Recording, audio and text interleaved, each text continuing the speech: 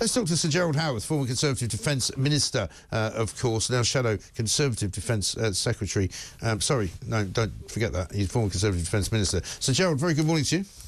Well, good morning, Mike. A very, very great pleasure to be in the independent kingdom of Indeed. Mike Graham. Thank you. Thank you very much indeed. Now, we've just seen a piece of footage. I'm going to play it to you as we talk, which I hadn't seen until literally a few minutes ago. Video footage showing the moment the Houthi rebels launched an explosive-laden drone boat into a British oil tanker in the Red Sea. The attack took place 70 miles off the coast of Yemen, and it basically attacked a boat called the Cordelia Moon. I've never seen anything like that, and when you hear the sound, they're all shouting Allahu Akbar afterwards. I mean, I haven't heard anything from Keir Starmer or this government or David Lammy about this, and it happened apparently on Tuesday.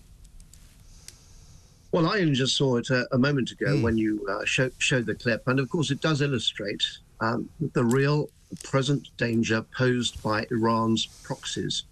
And this is one of the fundamental things about this, Mike. And incidentally, I'm not Shadow Secretary of State for Defence. No, I know. You're quite right about that. That's my son-in-law. Yes, no, I know. I was starting to read the next line, which actually had that in it, and I realised it was the wrong bit to go. Anyway, yeah. Sorry. And he has been as Minister for Defence Procurement in the Conservative government, which has just lost office, he was absolutely determined to ensure that we had the drones available to protect our shipping in the Gulf region. But the whole point about this is that for the past decades, Iran has been using its proxies, the Houthis in Yemen, which you've just seen, the Hamas in Gaza, Hezbollah in Lebanon, to attack Israel and to attack Western interests and to drive Israel into the Mediterranean Sea, for that is their policy.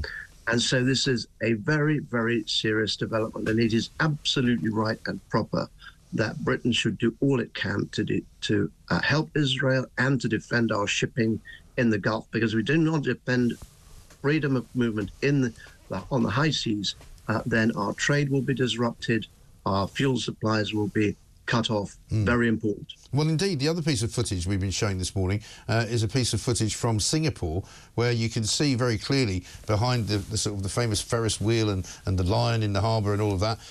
You can see it right now. There's a whole load of ships which are just waiting offshore because they can't go through the Red Sea due to the dangers posed by the Houthi rebels. And so it's kind of a traffic jam of trade. It's a traffic jam of all of these ships that should be going somewhere and can't go anywhere.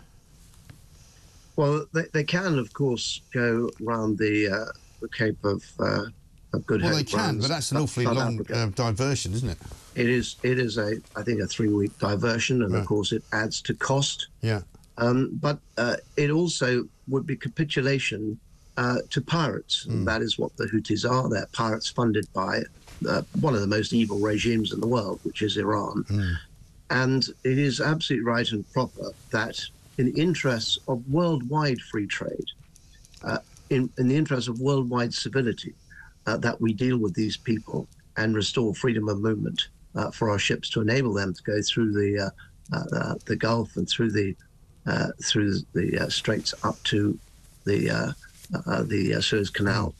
Absolutely right. Just on another matter, all the front pages this morning have got the Chagos Islands story on there. We've got the Prime Minister defying the US to cede the Chagos Islands. This is according to the Times, even though America is supposedly kind of, welcoming it and saying they're quite happy. Behind the scenes, apparently they're not happy at all. And the Daily Mail calls it Starmer's surrender. What do you make of this, and why was it done with such haste? A very, very good question indeed. I have absolutely no idea what on earth possessed the Prime Minister and his chums to come to this decision without any reference to Parliament. Yeah. This is a preemptive move without Parliament's sanction, without even discussion in Parliament, and it is a betrayal of the British national interest. The Chagos Islands and Diego Garcia, which will be more familiar to some of your viewers and listeners, I suspect, as a major US-UK military base in a very, very critical part of the world. It's one that we own and that we control, but it is used by the United States as well. Absolutely critical to our international security. And this has just been thrown away. What the Prime Minister said is that, oh, we have a lease on Diego Garcia. But there are a whole load of other islands, and we've seen around the world that China is building ports, building military facilities everywhere. And we have just not only thrown this away, but we've encouraged other people who have territorial disputes with us, like Argentina in the Falklands, like Spain and Gibraltar. All this does is to encourage them to believe that Britain and its Foreign Office are weak and prepared to hand over anything if there's a dispute. I know, absolutely extraordinary stuff. Sir Gerald, good to talk to you again. Thank you very much indeed. Sir Gerald Howarth there, former Conservative Defence Minister.